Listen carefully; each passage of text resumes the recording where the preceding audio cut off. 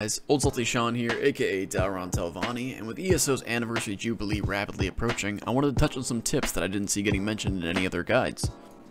If you're looking for a full rundown of the event itself, there's plenty of other guides out there, and I'd direct your attention over to Tianlein's, I hope I'm pronouncing that right, which is the most comprehensive I've seen so far, and I'll have that in the video description.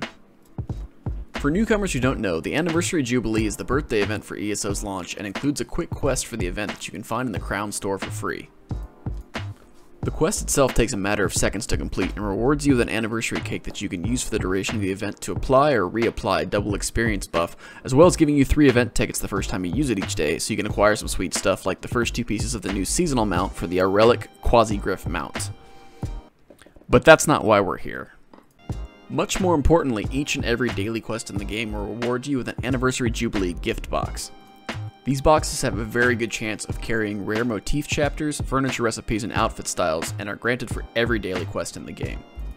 For collection enthusiasts, this is a chance to make some serious progress on motif chapters and furnishing, and for the Arttea subs out there, there's a chance to make some serious bank.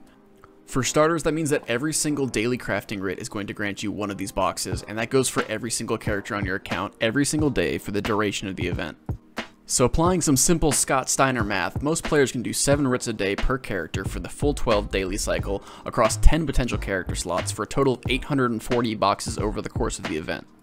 With add-ons like Lazy Writ Crafter for the PC players, that's 840 potential chances to make some serious Ted DiBiase money while barely having to lift a finger during the entire duration of the event.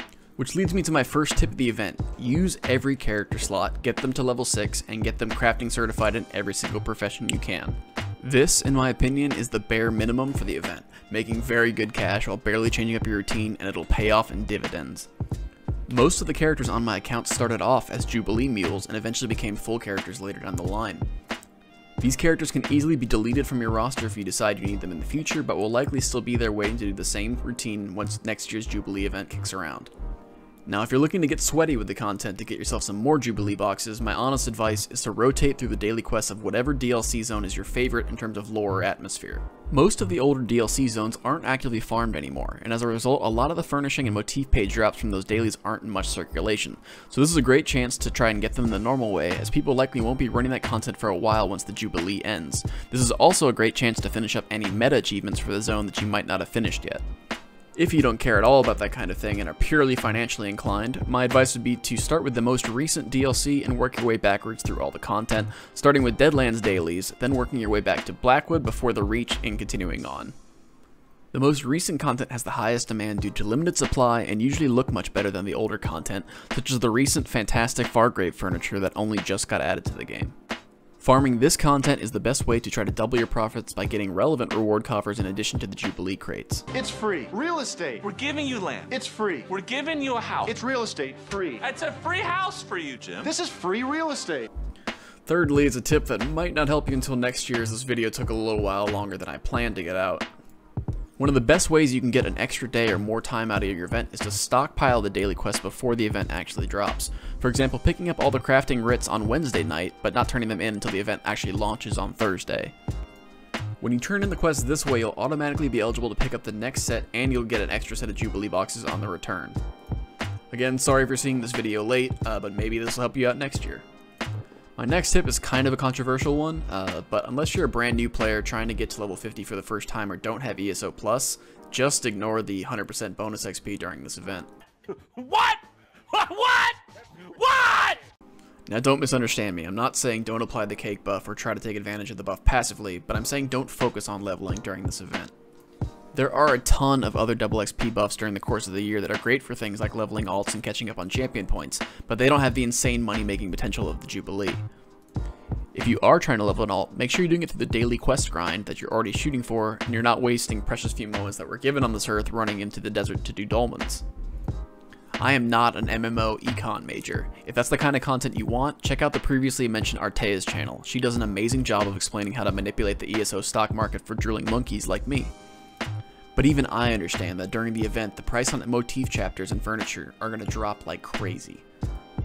I cannot stress enough, unless you are desperately in need of gold, don't sell any rare motif or furnishing drops that you get from the event until a good while after the event has ended and supply begins to plummet again. Store any unneeded drops in your bank, or better yet your housing storage containers where they won't tempt you every time you check your bank, until the fallout's over from the event and it's safe to sell them again, or you'll be selling them for a fraction of what they're actually worth. The good news is that if there's any motif chapters you're trying to finish off for your character's next Ashlander cosplay, prices will likely be the lowest you'll see them at all year, so check sites like Tamriel Trade Center and try to scoop things up during the event as a bargain, as you're very unlikely to get an entire set of whatever motif you want just from the drops. My last most important and completely contradictory tip from everything that I said over the course of this video: don't burn out. The Jubilee is hyped up for a very good reason, but it's also far and away the easiest event to burn yourself out on. Furnishing plans and motif chapters drop at such an enhanced rate that the sheen of them can start to wear off after a while, and even something as easy as the daily writ rotation can start to feel like work. Never let this game feel like work. If you're at the point where you feel like you're grinding the content due to obligation rather than excitement to play the game, it's time to step away and do something else. MMOs are a marathon, not a sprint, and it can be really easy to put off all other games and activities when an event as lucrative as the Jubilee comes around, but remember that all that gold means nothing if the grind gets you to stop playing. Thank you very much for attending my TED Talk. This is my first time making a YouTube video and I had a lot of fun doing it. Any constructive feedback left in the comments I'll be sure to check out, and I'll be praying to Gambler for all of you to get all the drops you want this Jubilee. As always, smoke skooma, worship Daedra, goodbye.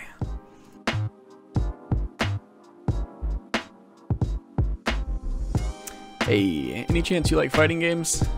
Yeah, probably not. But if you do, I show up very rarely on my friend's channel over here. Also, all the obligatory YouTube garbage, like, comment, blah, blah, blah.